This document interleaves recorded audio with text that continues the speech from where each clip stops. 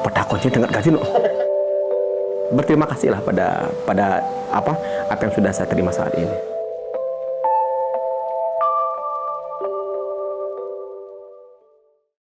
Ini panak gelem jero gede peliang cai. Kayak masalah hubungan ini mari yang ke depan ini. Panaknya gelem kangwang gamongan nani sersagini cicing geleman itu.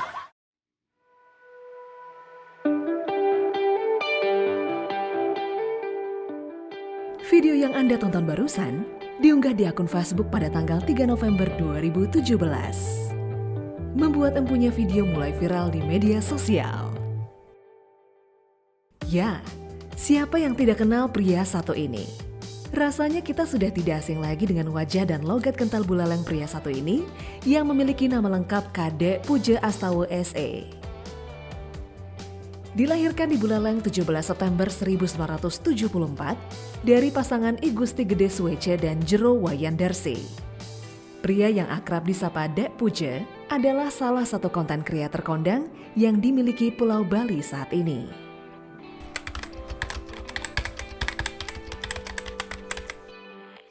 Banyak hal. Artinya ketika saya di posisi ini, saya bisa banyak bantu orang ternyata. Teman-teman lah. Saya aja ikut gabung, artinya gabung di sini dalam artian ya bareng-bareng lah gitu. Samping itu juga dengan posisi saya seperti ini ya banyak orang kenal sama saya dan lebih memudahkan saya dalam posisi apapun. Itu deh.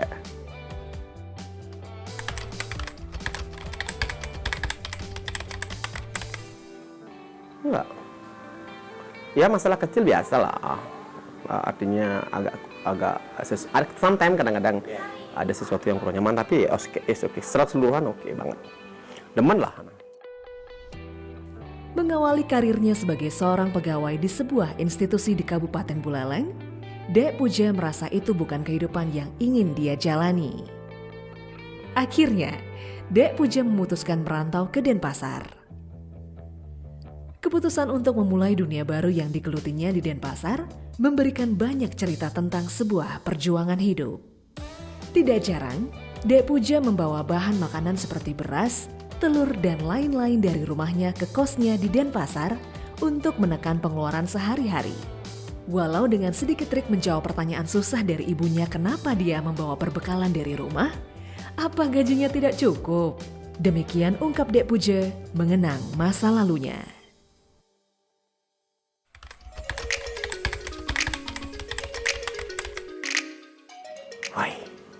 Petakonnya dengan gaji loh. Ya perjuangan hidup yang kena ya. Jadi saya memang betul-betul dimudahkan dengan apa yang saya lakukan gitu kan ya.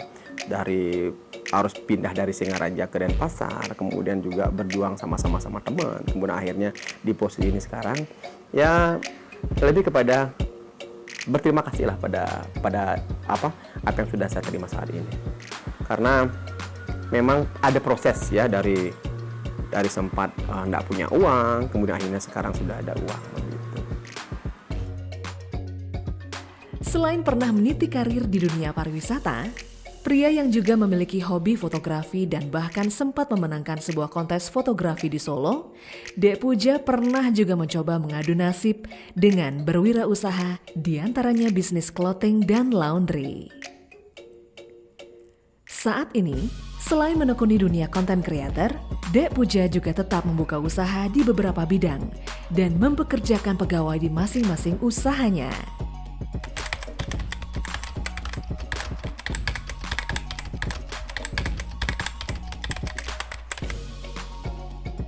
Ya dengan cara berinvestasi, kebetulan saya kan ya materi kan nggak banyak-banyak amat, tetapi lebih kepada bagaimana cara memilih itu investasi lah, cilik-cilik nggak uang.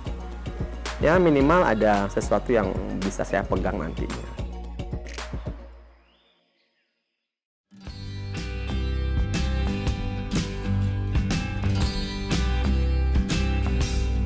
Tanpa berbekal pendidikan formal di dunia seni, apalagi seni berakting di depan kamera, namun darah seni sebenarnya mengalir dari ibunya yang dulunya adalah pemeran Arja. Dek Puja juga aktif berkarya dengan mensutradarai dan juga berakting dalam beberapa film pendek, baik dia produksi sendiri maupun bekerja sama dengan produser dari Jakarta.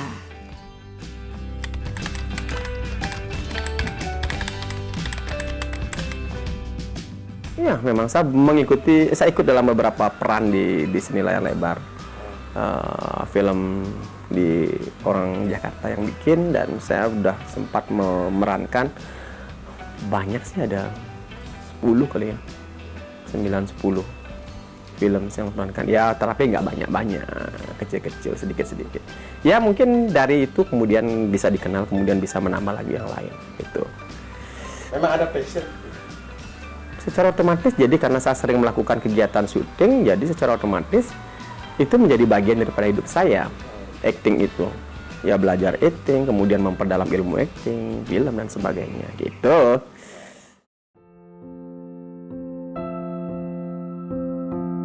Di masa pandemi seperti sekarang ini, banyak sektor usaha baik formal maupun informal yang terkena dampak langsung maupun tidak langsung. Para pekerja banyak dirumahkan, apalagi Bali yang menggantungkan pada sektor pariwisata. PHK besar-besaran tidak dapat dihindarkan.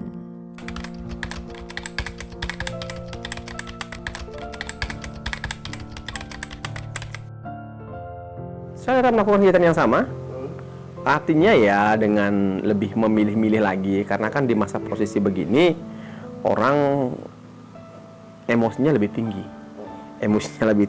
kemudian ya karena kondisinya memang tidak memungkinkan untuk dia ketawa kasarnya kan gitu. Jadi lebih memilih lah apa sih yang bisa kita announce sehingga orang tidak merasa tersinggung dengan posisi ini sekarang. Karena kan banyak sekali artinya bawa pasang nekonya karena kondisinya memang begini. Sehingga ngengken, banyak yang kehilangan pekerjaan, banyak yang dirumahkan. Kita tidak bisa berbuat apa. Apa yang kita lakukan? Semua sektor mati kan? Karena sektor pariwisata dimatikan, ya semua sektor jadi mati. Tuh, ya kalau kita disuruh bertahan, ya kalau mungkin ada posisi orang yang tidak bisa bertahan memang. Ya karena mereka harus selalu hidup kan, gitu sementara tidak ada penghasilan. Ayo bagaimana caranya? Berat memang. Aduh. Ya semoga cepat berlalu lah, karena bagaimanapun COVID ini sangat tidak saja memberikan pelajaran tapi menyiksa diri. Jadi tidak aja di sektor pariwisata yang ada di Denpasar, tapi di seluruh Bali, di seluruh Indonesia, seluruh dunia merasakan kondisi yang parah begini kan. Saya ada ngelah pipis, kadang-kadang mau belanja.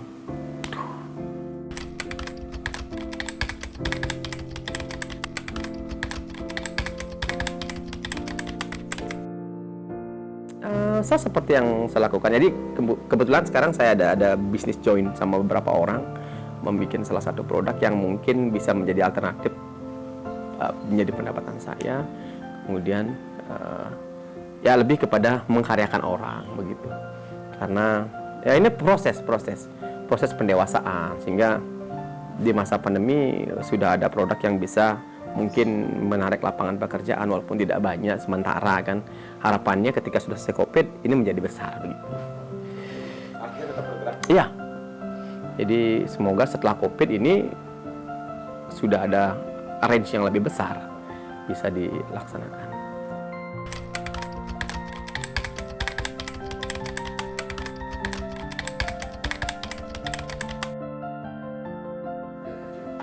Oh, terima kasih banyak sudah menjadi bagian daripada karya saya. Dan tanpa teman-teman, sahabat-sahabat di sini mungkin saya tidak apa-apa. Jadi terima kasih banyak. Kemudian syukur kita bersama-sama bisa berkarya. Kemudian juga doa saya semoga kita sehat selalu, jauh dari hal-hal yang tidak inginkan. Kemudian kalau kita berbicara tetap semangat kayaknya susah begitu. Ya sementara kita harus memposisikan diri melakukan kegiatan yang apa adanya dulu. Artinya tidak bisa menuntut lebih dari apa yang sudah kita lakukan sekarang, karena kondisinya memang tidak memungkinkan untuk menuntut lebih kepada ngisi dan basang dan malu. Ya semoga sehat selalu, jaga kesehatan, kemudian jangan sampai Anda terkena COVID, semoga tidak. Kemudian imun tubuh jangan sampai turun, karena kalau imun tubuh turun justru Anda akan berpeluang terkena penyakit. Sehat selalu, sukses selalu, sehat bersama-sama, sukses bersama-sama.